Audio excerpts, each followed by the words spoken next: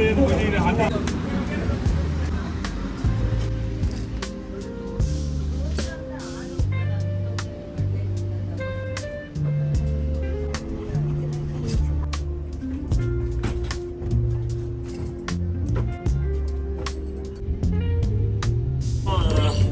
पता था तुम में कुछ खास ये ना तुम दोनों के साथ हो।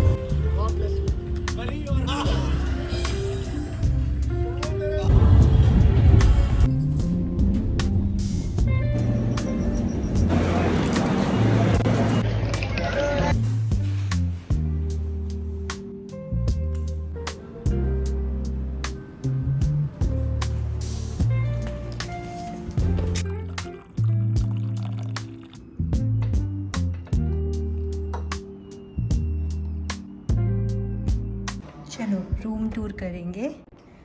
और सबसे पहले गेट बंद करते ही हमें यहाँ पर दिखेगा ये मैप, जहाँ पे सारे रूम्स का मैप है और आप कहाँ पर है, फायर एग्जिट कहाँ पर है, वो सारी इन्फॉर्मेशन इसके अंदर होगी।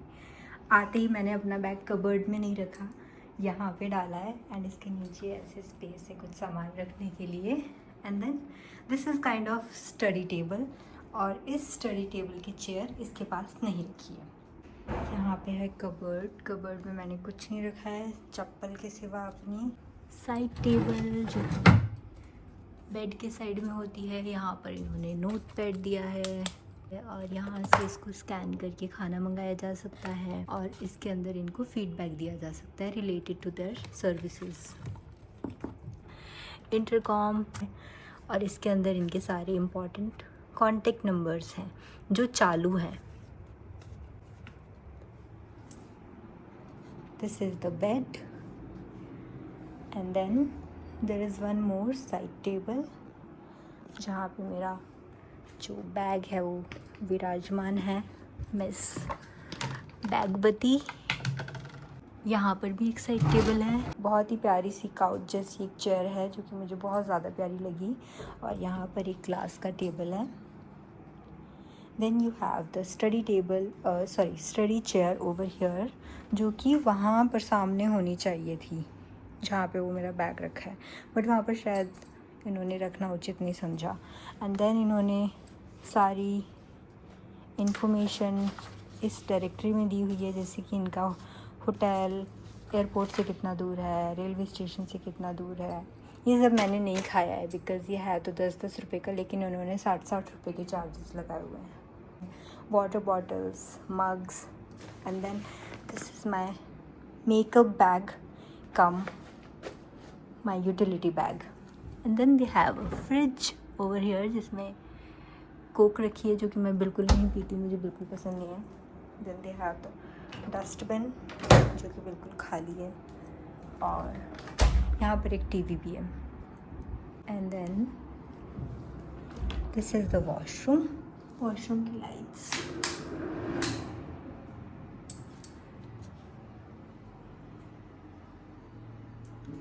ये इस मिरर में एक साइड बहुत बड़ा दिखता है और एक साइड बहुत छोटा दिखता है, ये ऐसा मिरर है।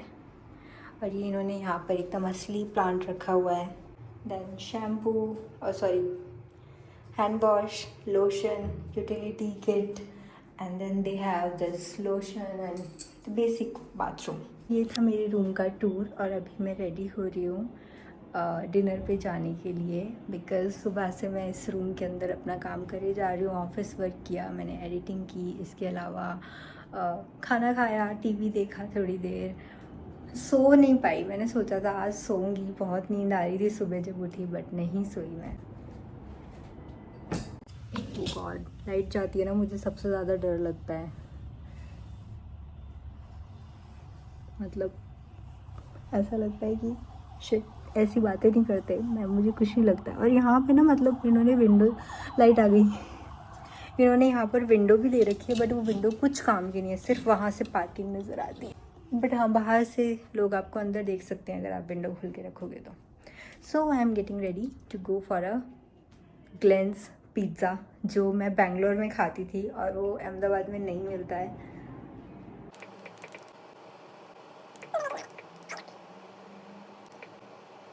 Try until you get the success.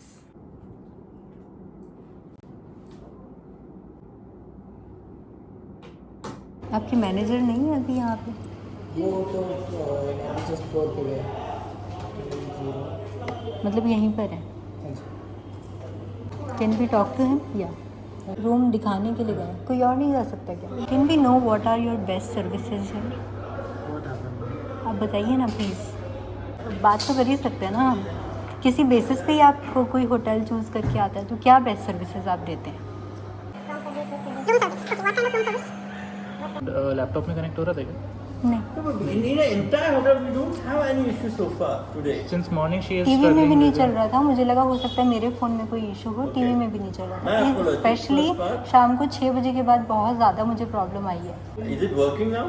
No. It has started I think 5 minutes back when I came down. It could be. Light बहुत देर बाद जाके आ चुकी थी, और हमारे घर पे भी वाईफाई होते हैं राइट, तो हमें पता है कितनी देर में रिबूट हो जाता है। तो ये प्रॉब्लम एक बार नहीं हुई है, ये बहुत बार हो चुकी है दिन में। मैं कॉल कर करके परेशान हो गई हूँ।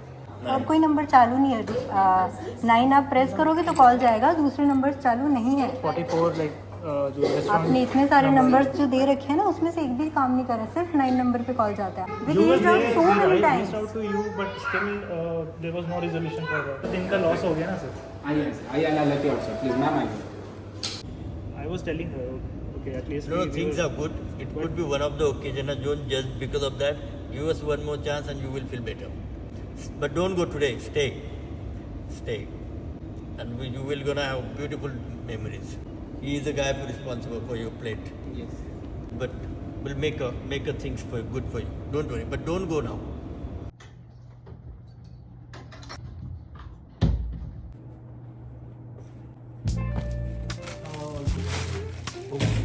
ये चाहत का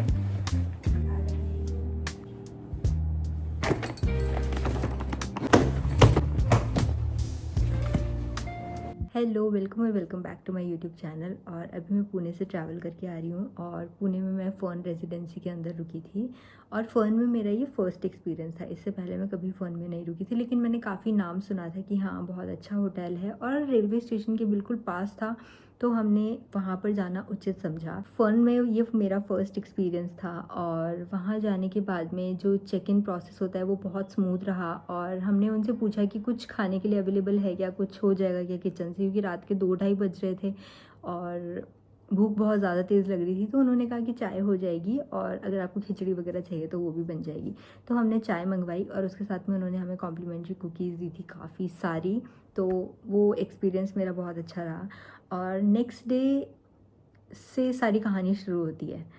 अब सुबह का टाइम है, वॉशरूम के अंदर टॉयलेटरीज़ में ब्रश नहीं था। और यार कोई भी, आप किसी भी एक अच्छे होटल में रुकते हैं तो आप अपना ब्रश नहीं लेके जाते हैं, बिकॉज़ यू नो कि आपको ब्रश वहाँ मिलेगा ही मिलेगा।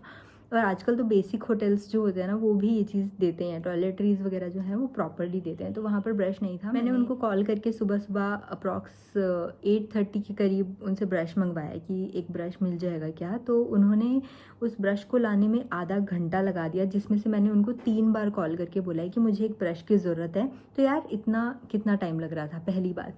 दूसरी बात, दिन में बहुत बार वाईफाई कनेक्शन था, वो आ रहा था जा रहा था, मुझे अपना ऑफिस का काम करना था, जिसकी वजह से मुझे बहुत ज़्यादा प्रॉब्लम हो रही थी।